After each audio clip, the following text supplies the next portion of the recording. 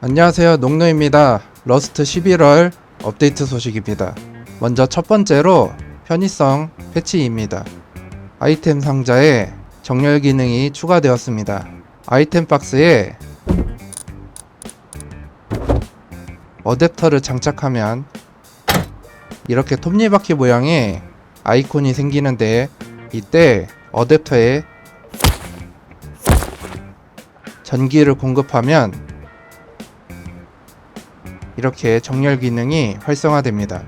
여기서 정렬 기능을 껐다 킬 수 있고, 여기서 알파벳, 수량, 내구도, 카테고리, 커스텀 순으로 모드를 변경할 수 있으며, 여기서 오름 차순과 내림 차순으로 정렬할 수 있고, 여기서 분산된 아이템들을 합칠지 여부를 정할 수 있습니다. 그래서 합치기 기능을 사용할 경우 이렇게 분산되어 있던 아이템들이 합쳐져서 정리되게 됩니다. 모드 중에 알파벳의 경우 현재 언어가 한국어로 설정되어 있어서 이렇게 한국어로 표시되고 있는데, 이 상태에서 정렬을 할 경우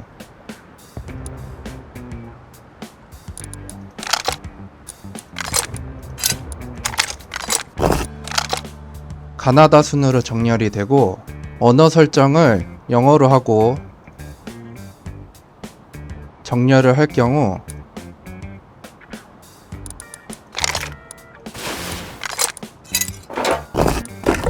ABCD 순으로 정렬이 됩니다.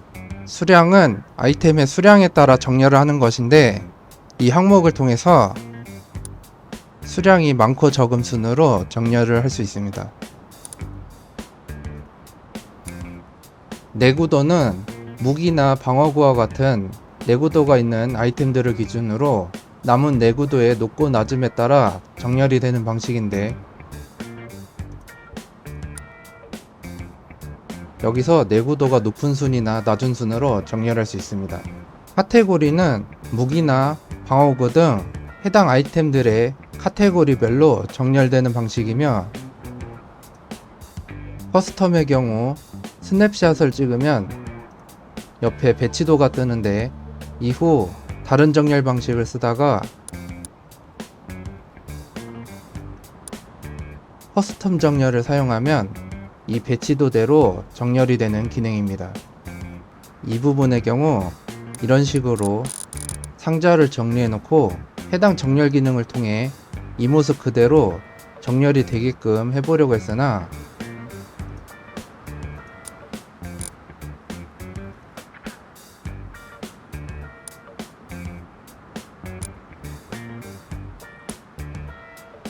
이렇게 멋대로 뒤죽박죽 섞여버리는데, 해당 기능은 좀 더 연구가 필요할 것 같습니다.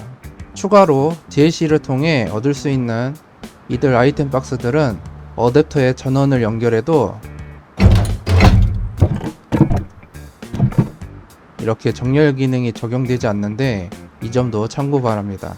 다음으로 가방 편의성이 개선되었습니다.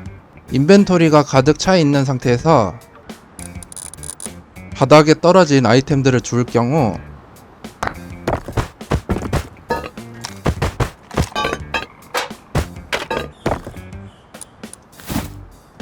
가방에 들어가게 되었는데,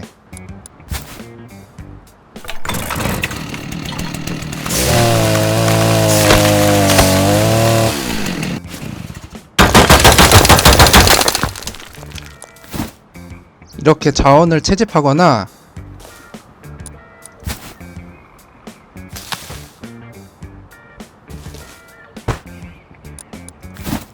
식물을 수확할 때도 가방으로 들어가도록 변경되었습니다.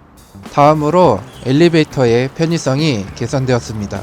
전기 부품 중 엘리베이터는 전원을 연결하는 부위가 상단에 위치해 있어서 층수가 낮을 경우 연결하는 데 큰 문제가 없지만,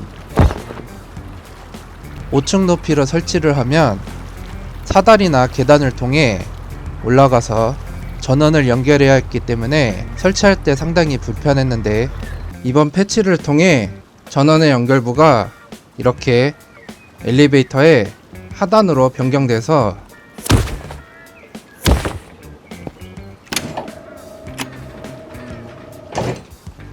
설치하기 쉬워졌습니다. 다음은 두 번째로 밸런스 패치입니다. 먼저 제작대의 시스템 일부가 변경되었습니다. 2레벨과 3레벨 작업대의 재료 중에 스크랩이 제외됐는데, 그래서 이렇게 수리를 할 때도 스크랩이 필요하지 않게 되었습니다. 또한 기술 트리를 통해 설계도를 해금할 때 지불해야 했던 세금도 사라졌고, 설계도의 등급별로 해금할 때 소모되는 스크랩의 양도 줄어들었습니다.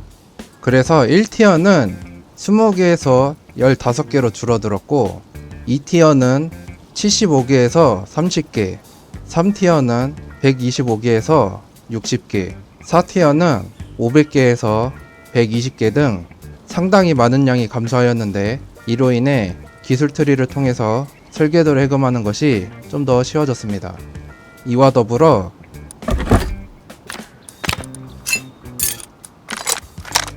이처럼 연구대를 통해 설계도를 해금하는 것도 동일하게 변경되었습니다. 청사진 조각이 있어야 만들 수 있는 이들 작업대는 만드는데 난이도가 있기 때문에 이에 대한 밸런스 패치의 일환인 것 같습니다. 이번 패치로 인해 설계도를 해금하는 것이 더 쉬워졌지만, 청사진 조각이 추가되면서 기존에 화폐처럼 사용되던 스크랩의 가치가 많이 떨어졌는데, 이번 패치까지 더해지면 그 가치가 더 많이 떨어질 것 같습니다. 다음으로 설산지역에서 음식의 뷔페가 없도록 변경되었습니다. 음식들의 뷔페 시간이 이렇게 설산지역에 오면 냉장고에 넣은 것처럼 뷔페가 방지되도록 패치되었습니다. 또한 신선도가 다른 음식들을 합칠 수 있게 되었는데, 이때 남은 시간은 기한이 가장 짧은 것을 기준으로 변경됩니다.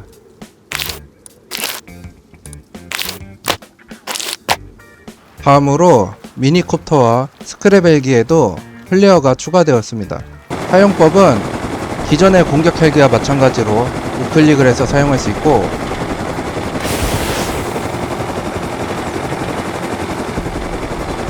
쿨타임은 30초이며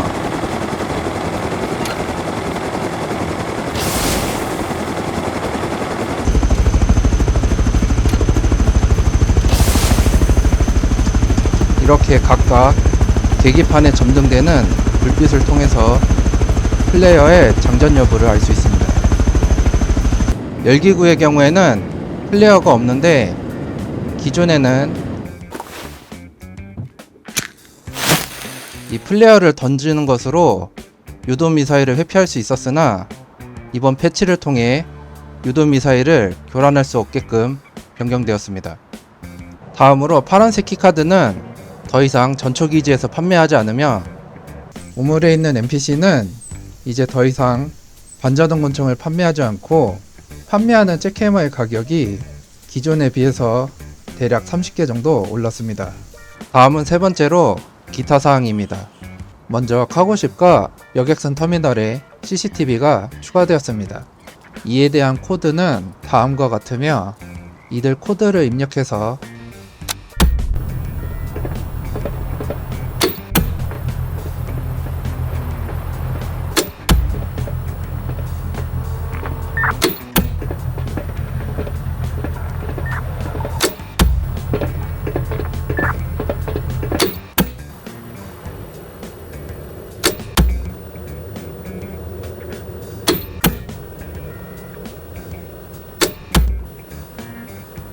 이렇게 해당 파밍지들을 원격으로 확인할 수 있게 되었습니다.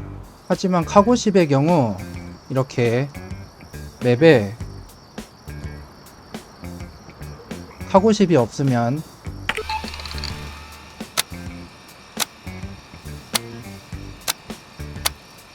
이렇게 신호가 잡히지 않으며, 맵에 카고십이 없는 상태에서 코드를 입력할 경우 코드가 입력되지 않으니 이 점 참고 바랍니다. 다음으로 말한테도 주사기를 사용할 수 있게 되었습니다. 주사기를 사용하면 말의 체력이 회복되면서 약 3초간 최대 속력이 증가하는데,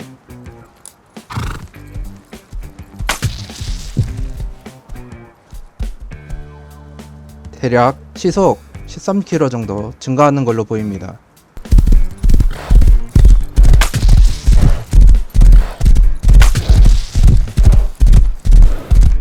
이렇게 말을 타고 있는 상태에서도 사용이 가능한데,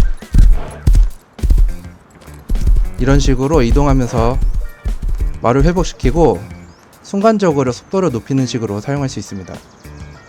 다음으로 생선 파이의 효과가 증가되었습니다. 생선 파이를 먹었을 때 올려주는 편안함 수치가 기존의 25%에서 100%로 변경되었는데,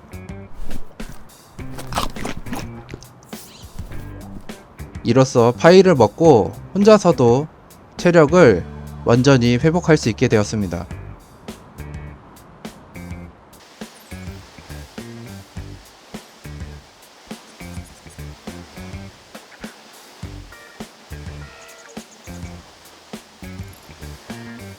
다음으로 다이버 추진기의 재료가 변경되었습니다.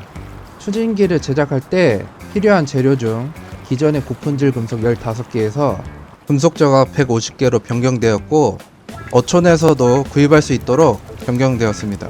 다음으로 RPG가 추가되었습니다. 생긴 것은 다음과 같으며 외형만 다를 뿐 성능은 기존의 로켓런처와 동일합니다.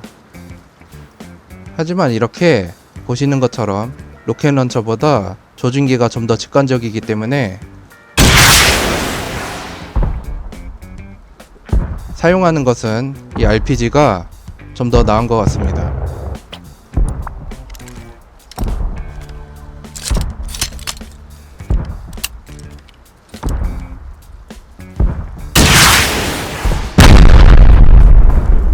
이 RPG는 추후에 로켓런처의 스킨으로 발매될 걸로 예상됩니다. 네, 이렇게 업데이트 내용들을 알아보았는데요. 현재 개발 중인 이 해양 업데이트는 아쉽게도 다음 달 12월로 업데이트가 연기되었습니다. 하지만 개발 막바지에 들어섰기 때문에 다음 달이면 업데이트가 완료될 것 같습니다. 이와 관련된 내용들은 다음 영상에서 자세히 다뤄볼 예정이며, 궁금하신 내용들은 댓글에 남겨주시면 함께 다뤄보도록 하겠습니다. 네, 이상으로 영상 마치도록 하겠습니다. 시청해주셔서 감사합니다.